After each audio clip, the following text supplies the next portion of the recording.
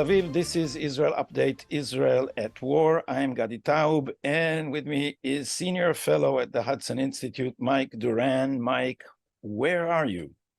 I'm somewhere on the west coast of the United States, an undisclosed location.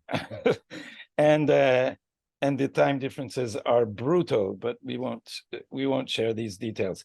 So one thing, if you were in Israel this week, that you couldn't avoid is the celebration, and it was rightly celebrated, of the rescue, the release of Ori Mogidish, the young female IDF soldier who was rescued, not released by Hamas. So this was also a matter of pride for Israelis, not just to see a hostage come back, but also not to have her released by Hamas, but to have rescued her ourselves after the IDF received such a blow to its prestige on October 7th. On the same day, Hezbollah released one of its psychological warfare videos in which you saw 3 women hostages, one of which gave an emotional anti-Bibi speech.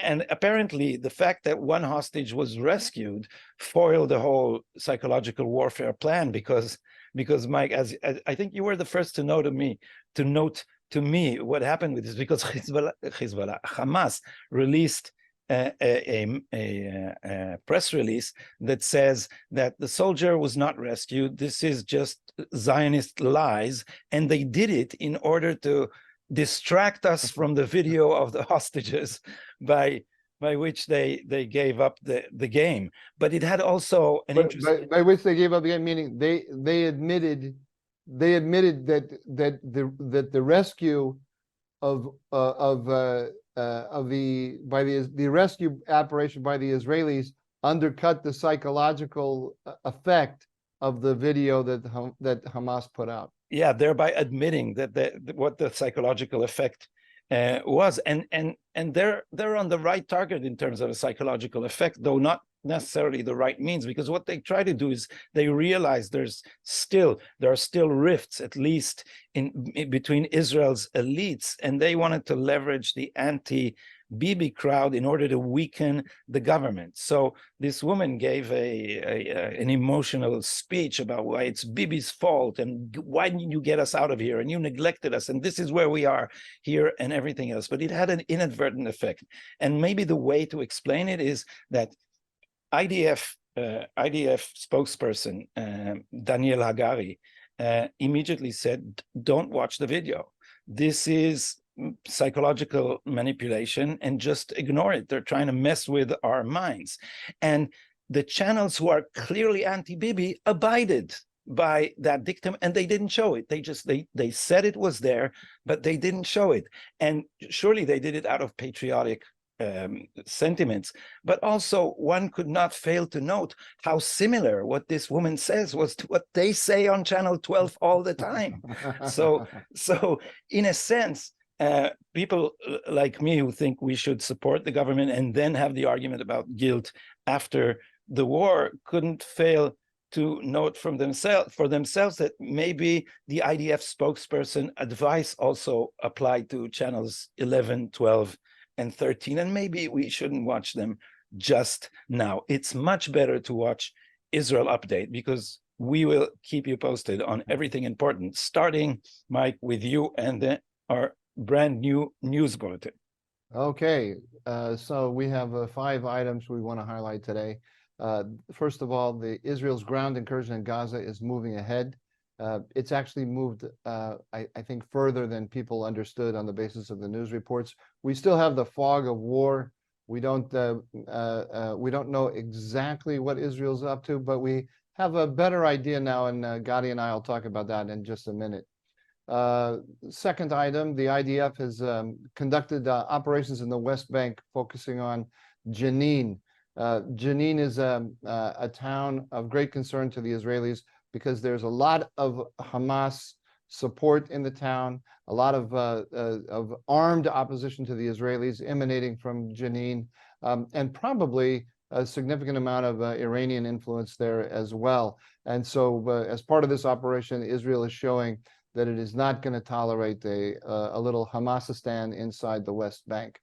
The third item on our news bulletin here, the Houthis fired a ballistic missile on Israel, which Israel's missile defense system, the Arrow, took out.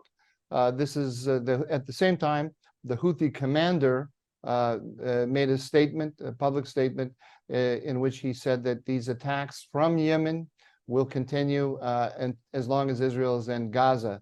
Remember, the Houthis are the Iranian proxy in Yemen. So this is effectively an Iranian attack on Israel. Fourth item, Hamas officials are showing signs of disappointment with Hezbollah for not doing more. Hezbollah has heated up the northern border against Israel, but just within a narrow band of about 5 kilometers. It's being very careful not to expand expand the war beyond that. It wants to tie down Israeli forces, but so far doesn't look like it really wants to get involved. Gadi and I will talk more about that. It doesn't want to have a major war. Gadi and I will talk more about that in a moment. And then finally, and we have a. I'm sorry for the interruption. We also have a video of Nasrallah threatening to give a speech on Friday, 2 days from now. The pen is mightier than the sword, guys. You will actually, you didn't see the video yet, but it shows his pen. It actually saw his pen. You know what, as somebody who writes articles for a living, I can tell you it's a mighty thing. General Douglas MacArthur once said, "Those who say that the pen is mightier than the sword obviously never encountered automatic weapons." This was after World War I. Yeah. Yeah, okay. Fifth item, Gadi, in Paris, France, unknown people marked the walls of Jewish homes and Jewish businesses with stars of David. So we're back in the 1930s, apparently. It's really, really scary. Okay, back over to you. Yeah, so here's the plan for today's show. We'll speak, as you said, about the ground incursion. Then we'll speak about the diplomatic clock and the military clock, because Israel is speaking about a long operation. The reserves have been called for months, but on the other hand, the diplomatic clock is ticking and pressure is rising on Israel, and will probably tilt towards a ceasefire at some point. We'll talk about that. Then we have first-person testimony about the amazing bravery of what is spoken here, called here the Kelmanson crew, 2 brothers who went to rescue people at Beeri, one of which did not return. He doesn't. Menachem did return. He and his wife.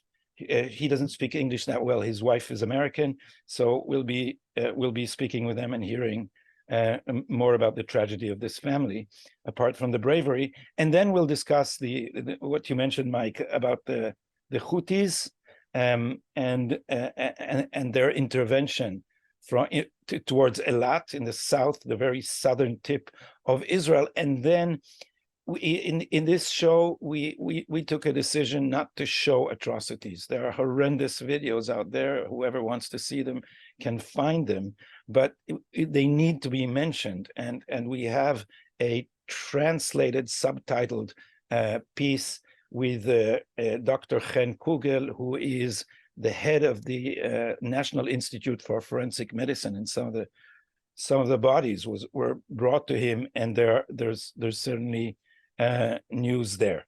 So, Mike, let's start with the ground incursion and try to explain what the theater looks like. So this is an aerial photograph of northern Gaza. It's in terms of the area, it's about a third of Gaza, and the circles you see here are where the Israeli forces are. This is all deciphered by Abu Ali Express according to Palestinian sources. So we don't have any direct IDF. The IDF doesn't reveal. Mike, why don't you explain to us what this means? I'll do that, but let me just give a shout out first to Abu Ali Express, because I think he is one of the people that anyone who's interested in this conflict should be following. he's got a on he's Telegram. got a he's got a Twitter thing in English. He's also got a Twitter thing, a Telegram thing in English, but the best is his Telegram in Hebrew. So the way I would describe this, Gadi, is what's shaping up here is a strategy of bisection and encirclement. The bisection is the blue segment you show below. The Israelis are moving. They're moving from the east across to the water to the west and cutting the Gaza Strip in two, cutting off the whole northern part of the Gaza Strip from the rest of the Gaza Strip. You remember the IDF leafleted the population for days and days and days, weeks actually, saying, get out of the north, move south, move south. We're coming in. We will treat everyone who's in this area as a combatant. Now, this is Gaza City. I don't know if you see my mouse, Mike, or yes, I do. Yes, absolutely. So this is Gaza City. This is Salahadin. This route crosses the Gaza Strip from north to south, and this used to be called Netzarim Junction. This is a major artery from east to west. Yes, Mike. To you. So that's it. So over to Netzarim and then to the coast. That's the bisection part of the strategy. And then where I said encirclement, those forces, the blue forces coming from the north, they're encircling Gaza City. And what the Israelis are going to do is they're going to completely root out Hamas entirely from Gaza City. This will be a huge blow to Hamas because Hamas has got the Gaza City is the stronghold of Hamas in the Gaza Strip. This is where most of the leadership comes from, and a lot of the military infrastructure that Israel is most worried about comes from there. And if you look on the map and you look at the towns and the kibbutzim that were most hard hit by Hamas on October 7, they're in the proximity of this area. So this is not going to achieve Israel's entire war aims of eliminating Hamas as a military force and as an administrative force in Gaza, but it's going to go a long way in that direction. And central to this challenge are the tunnels. We call it the metro. It's an underground city that they've built, and one of its centers is under the Shifa hospital, over which there's a controversy because Israel says, the rules of war say if you hide missiles under a hospital, we're entitled to bomb it. And of course, Israel warned the Shifa patients and doctors to get out of there, and Hamas doesn't let them do it, or they won't do it. And so far, we don't know where this is heading. So here we come, Mike, to the diplomatic clock, because obviously the IDF took its time to get ready for almost 3 weeks for this ground incursion. Now it looks like a major operation, but everybody is speaking about a long time, about the long time it would take to actually root out Hamas. It's a thing Israelis discuss because they know what their recruitment orders. We call it Tzav Shmone. It's the emergency recruitment for reserve officers, and people are speaking of such orders that are to last until Passover. That is April, so almost half a year. Does Israel have anything like that time in terms of the diplomatic clock, Mike? Well, we've never seen a war like this before. Israel is very dependent on the United States.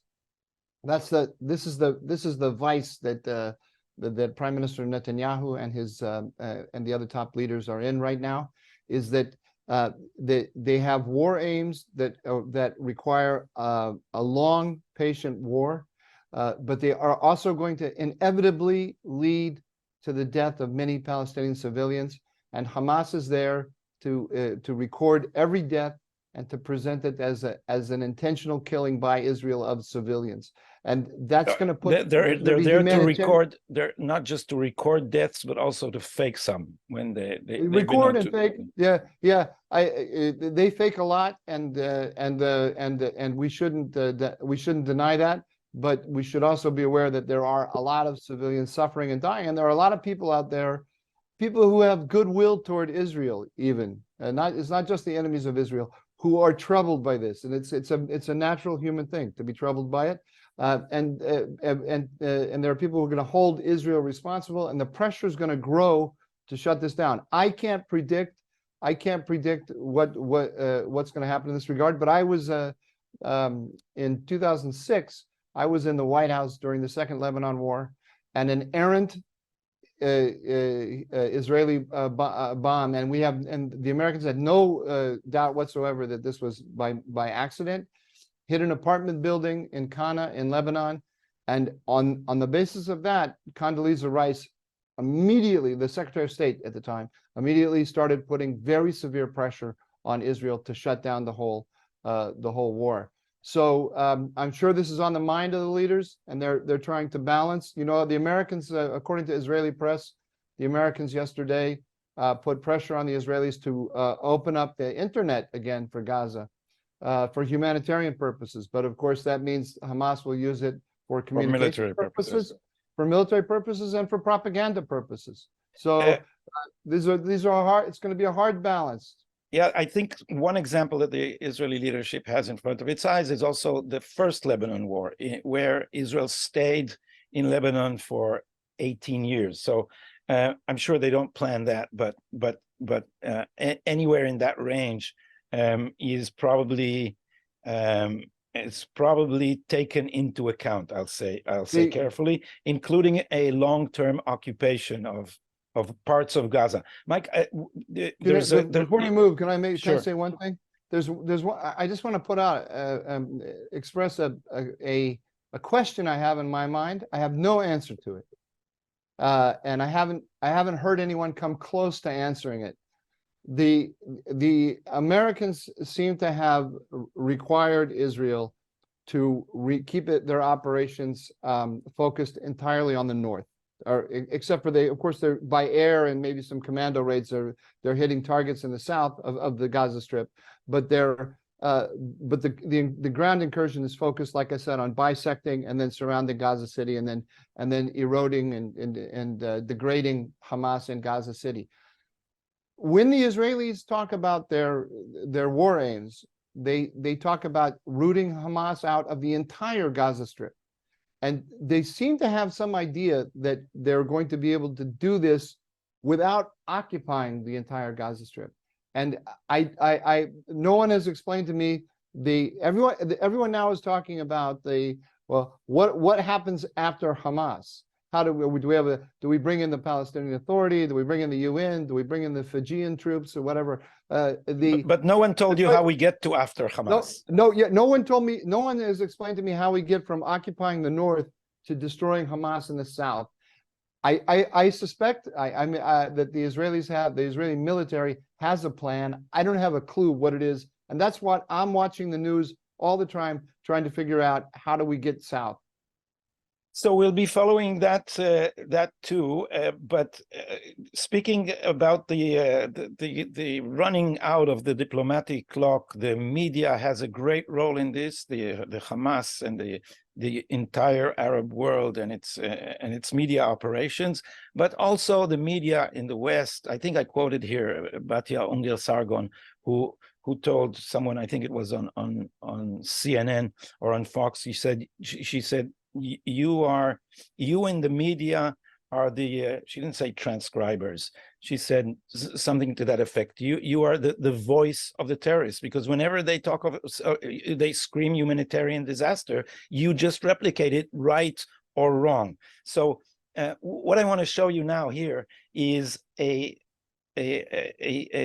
video that was edited out of an interview with the president of Israel, Herzog, who was interviewed on a very, very hostile outlet, which is the BBC. You have Israelis know that, you know, if there's a Palestinian terrorist who comes in and runs people over with a shuffle tractor and then gets shot. The headline on the BBC website would be Palestinian shot in Tel Aviv or in Jerusalem, and then you would read that he killed 4 Israelis before. No. Before he got shot. You would say Palestinian shot. Israelis shoot Palestinian In the head. and to the head after tractor kills Jews. Exactly. And so you can see, I took a small piece of what was edited out, and you see why it's edited out, because Herzog is there very passionate and very convincing about how unfair the treatment of Israelis is. It basically serves Hamas, because Hamas kills civilians with impunity or almost impunity in the Western press. Yeah, well, they nod and say, yes, it's horrible, as this lady who interviewed Herzog does, but then immediately Hamas retreats into a civilian population, and then it screams humanitarian crisis, and the press ignores the fact that hiding among civilians is a war crime, and bombing soldiers or military hiding among civilians is not a war crime. It's the responsibility of Hamas, but not in the eyes of the BBC. So this is the part that was edited out. We'll see just 1 minute or a minute and a half from this interview. We paid the price. We caved in. We enabled again and again and again to have ceasefires. And what happened? What happened?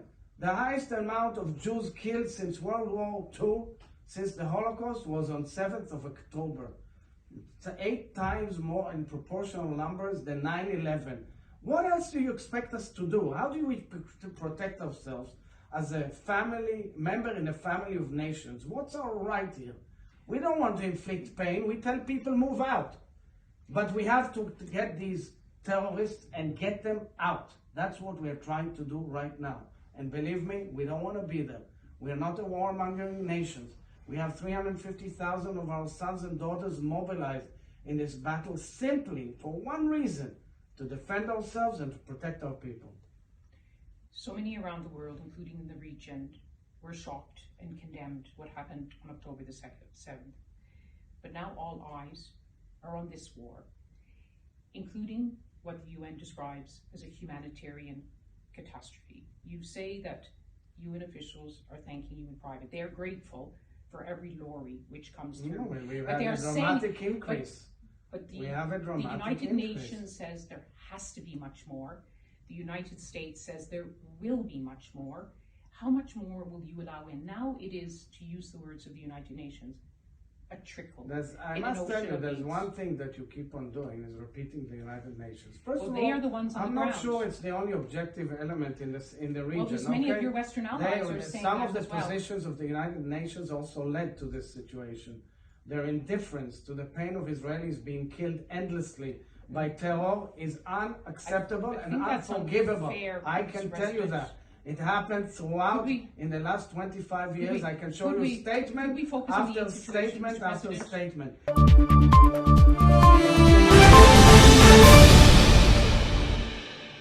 Wow, Gadi, you really see the passion there of the president, and you know, this is my feeling talking to every Israeli that I've spoken to since October 7. You feel the outrage and the passion and the sense of unity.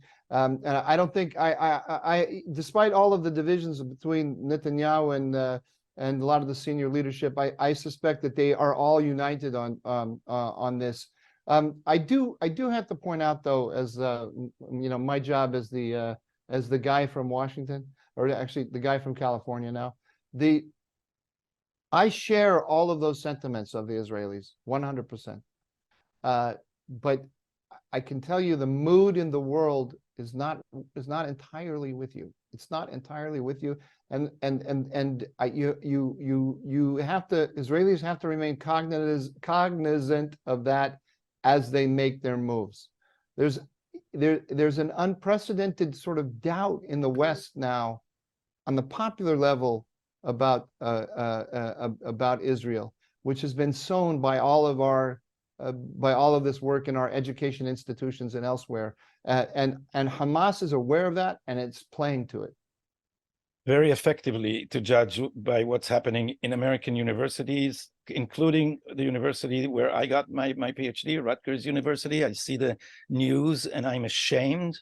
I'm ashamed to have their name on my PhD. They have pro-Hamas demonstrations there, and as far as I know, they've banned counter protests from the same area, which if true is truly horrible. But the point, sorry to belabor, but you got to be smarter. Got to be smarter. It's not enough to be right. Got to be smarter. And what does that mean specifically? How would you manage it? How would I manage it? We need to go back to the day, we need to look back to Ben Gurion and how he managed it. Ben Gurion chose his military targets very carefully, and he chose them sometimes precisely in order to ruffle the feathers of the West, but doing it knowing all along that he has the windows of opportunity in which to act. And when you have those windows, you have to maximize everything you can get during those windows, because the window is going to shut.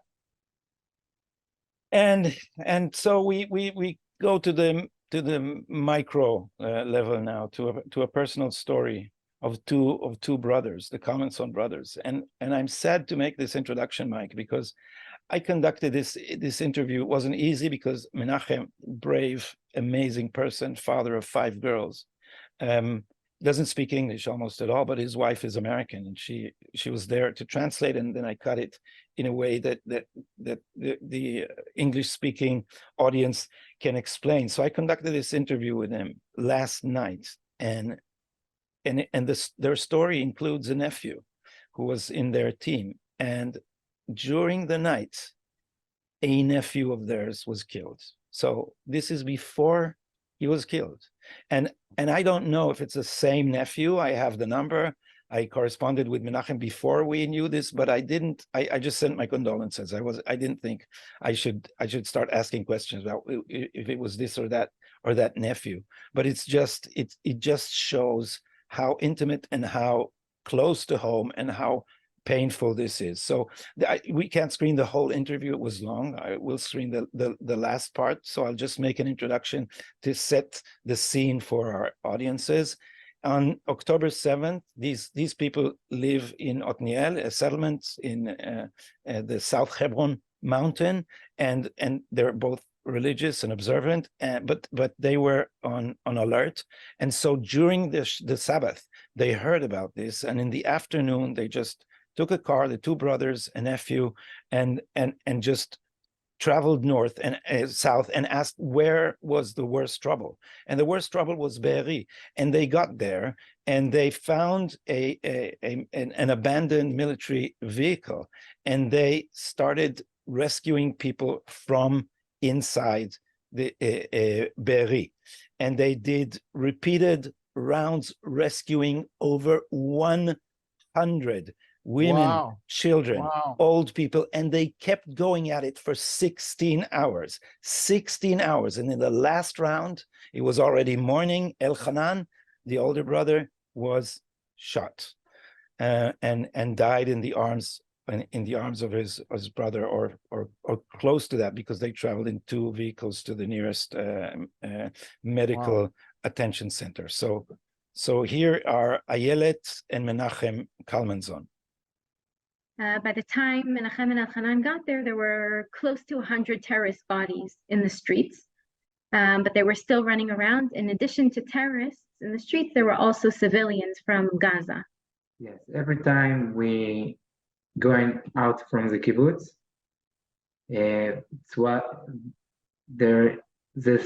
it's always one civilian that came to me and say, my sister there, she got 2 babies, and we had to get in again. At around 10:30, 11 p.m. Saturday night, their nephew joined them, and they continued working straight until the next morning, through the next morning. So for a total of about 16 and a half hours. All the time going back and forth, taking people out and going right back in. Yes, yes. By 10 in the morning, they were exhausted and they felt that they didn't have any more energy and they had to take a break. And they, every so often, they'd had this conversation between them, should we stop? And then someone would approach them and say, my grandmother's in there, my sister and her babies, and they just couldn't say no. At 10:15, they decided that this would be the last house that they were going into. They were going in from daylight into a darkened house, and the flashlights on their rifles had already burned out due to use throughout the entire night. There were no more batteries. And as Elchanan walked into the house, he was the first one to walk in this time. There was a terrorist hiding in the shadows in the corner of the house. And he immediately opened fire, and Elchanan was hit and he fell. And as he was falling, he managed to say, I was hit. And Menachem stepped in and he returned fire. And at the time he was wounded. He took two bullets to his where right. Menachem, can you show? Yeah. The bullets grazed him deeply to his forearm. And as he was returning fire, his nephew Itiel stepped in and he also returned fire, and Menachem started receding while he was taking Elchanan with him. He dragged him to a safe place in the garden right outside the house. And he initially shouted to Itiel, Elchanan's dead, Elchanan's dead. And then he looked closely at him and he saw that there was some type of movement in his chest. And then he looked at Elchanan's face and he saw that he made eye contact with him. And he said to Elchanan, Elchanan, tisha'er iti, tiye iti. Elchanan, stay with me. Yeah. Stay with me. And then he felt that he wasn't there. And they quickly drove off to the triage with the medical doctors that was right outside the entrance of the kibbutz. And Menachem and Itiel got there first, and they lay Menachem down on a stretcher and started treating him right away. 30 seconds to a minute later, Elchanan came, and they lay Elchanan down next to Menachem, and the doctors said that they did what they could, they tried, but at the time when he arrived, he apparently didn't have any vital signs, and his death was pronounced just a few minutes later.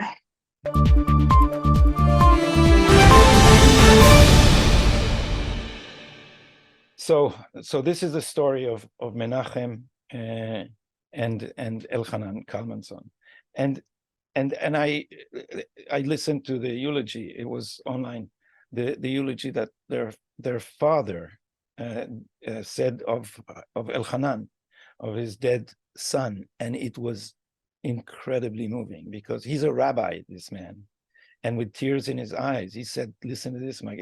It made my heart stop."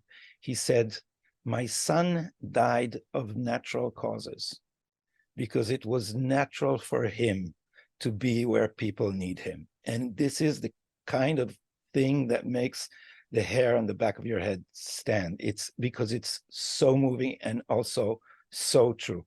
So apart from our condolences, there's no end of respect that these people should be given. Those are beautiful words. Unbelievable. And now we are to geopolitics, back to geopolitics. And as we were speaking in the days between shows, Mike, you kept saying these rockets from the Houthis, they're a big deal. They're both intercepted far from Israel by the Arrow system. So they were directed at Eilat, but never got anywhere near Israel, but still they are a big deal. So can you elaborate on that? Well, look, as we discussed in an earlier episode, Iran has developed an offense-dominant regime in the Middle East.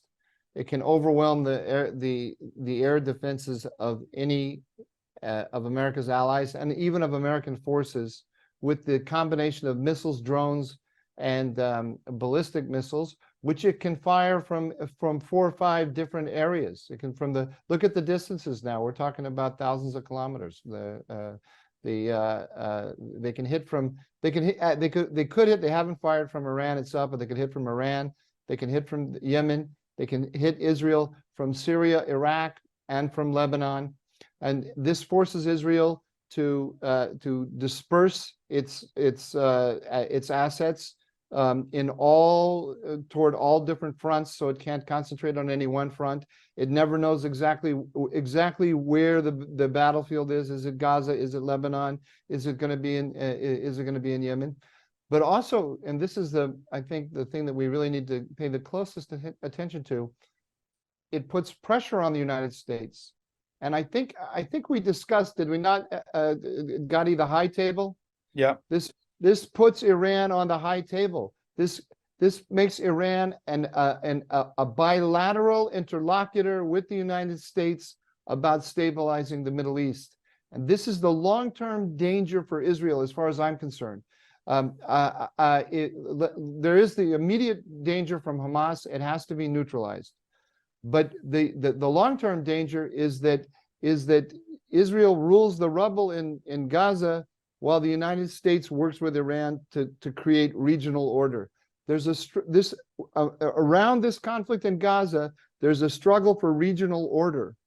And Iran, but the United States does not admit that it's working with Iran to create this order. It pretends to be containing Iran. That's the danger. That's the danger.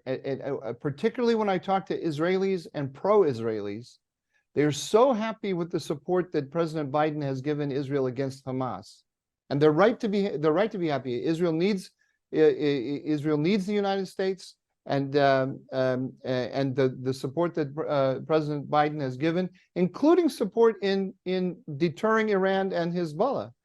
That's all good, but there's also this continued desire on the part of America to come to a deal with Iran, and I don't see that coming to an end. That's indeed these are the darkest clouds on the horizon, much worse than the localized war with Hamas.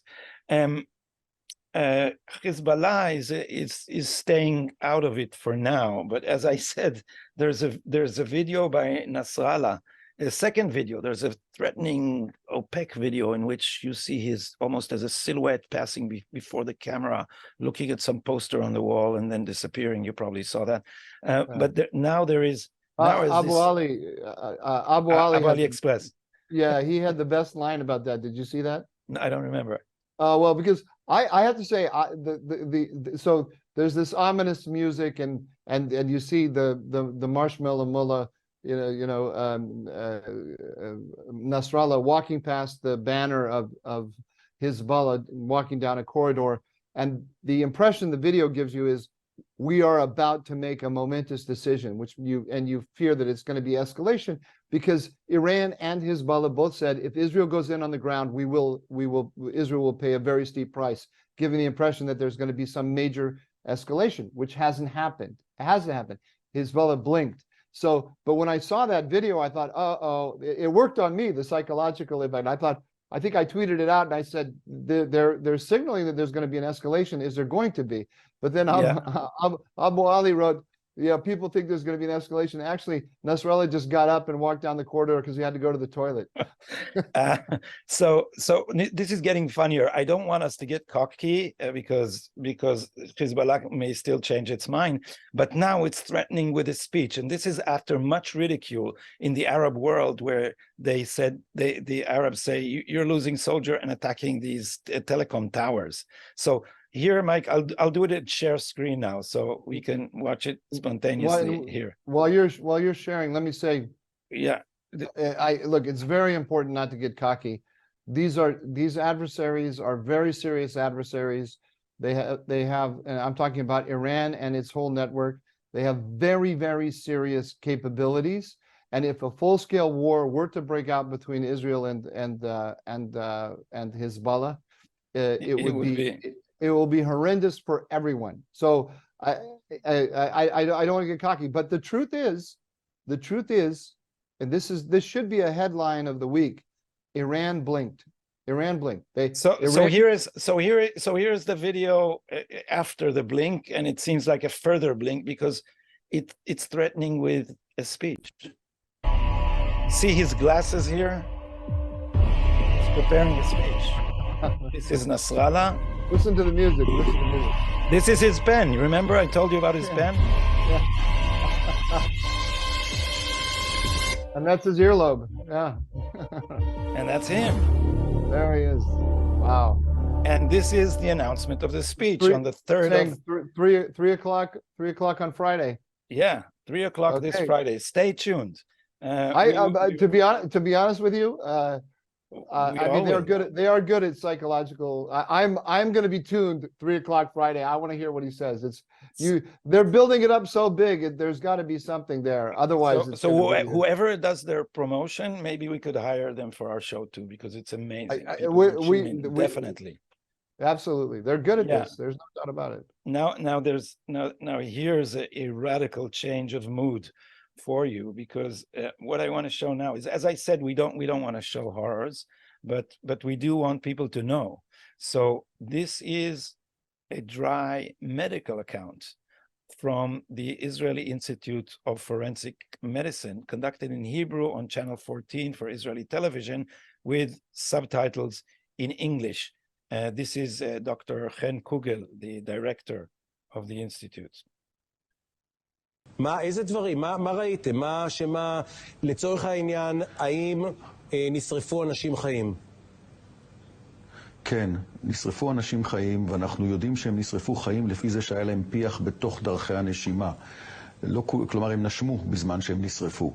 אנחנו ראינו אנשים שרופים, מחובקים יחד עם זה עם זה. אני ראיתי אדם מבוגר ואדם צעיר, אתה רואה גוש פחם, אתה בכלל לא יודע שמדובר באנשים, אם אתה לא בודק אותם ב-CT, ורואה שזה שני אנשים, אדם מבוגר ואדם צעיר, ילד או נער, מחובקים כשהם קשורים בחוט ברזל, והם נשרפו. אתה רואה אנשים שנקשרו, ואז נורו מטווח מגע, כלומר מדובר בהוצאה להורג, ולא אחד ולא שניים. אנשים פשוט נקשרו, היו חסרי אונים, ואז ירו בהם.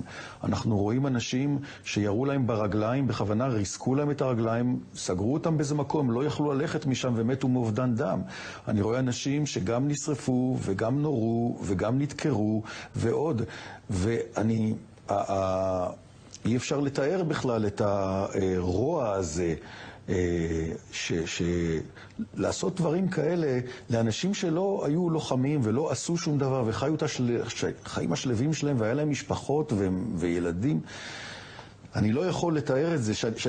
כשאני רואה את הגופות בחדר הנתיחה, אז אני מתנתק, אז אני לא חושב על המקרה שאני מדבר איתכם עכשיו, והמחשבות האלה על מה שהיה שם ומה שנהרס שם והאכזריות, זה מטלטל. אתם יודעים אם היו פגיעות מיניות?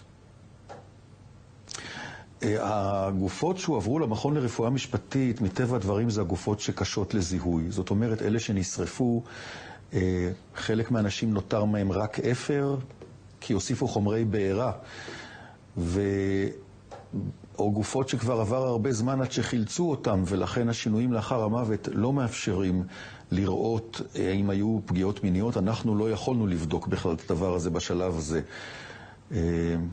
בוודאי שנשארנו עכשיו עם הגופות שמאוד מאוד קשה לזהות אותן.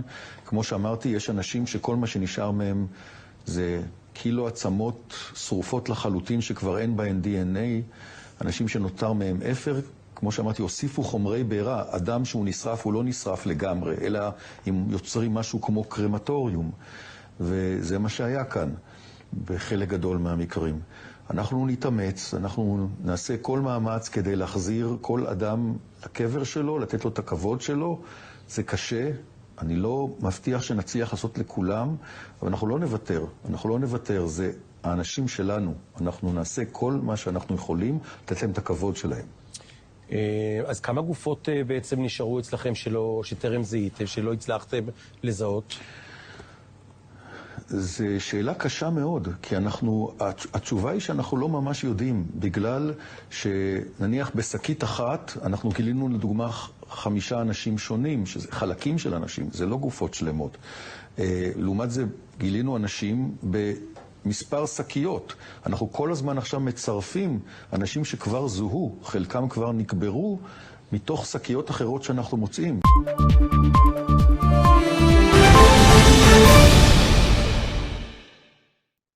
Well, you know, Gadi, that's really dramatic stuff. There's no country in the world, would absorb an attack like this and not go try to destroy the enemy that did this. No country can accept this. You can't accept it on a moral level. You can't accept it from a practical political point of view. A government that didn't go to absolutely destroy Hamas after this would be voted out in a second. The people would never accept it. Yeah, and there are many voices in Israel saying that's not enough. That's not enough. But our leadership, I think, is trying to tell the difference between the urge of revenge and the geostrategic interests in the long run, and that is a very tricky thing to do in a democracy. A very tricky thing to do. Well, this is all from us for today. We'll be back here Sunday night, right, Mike? Sunday night. Do you know where you'll be by that time? Washington, D.C. Back home. Back Thanks home. for watching, and we'll see you soon.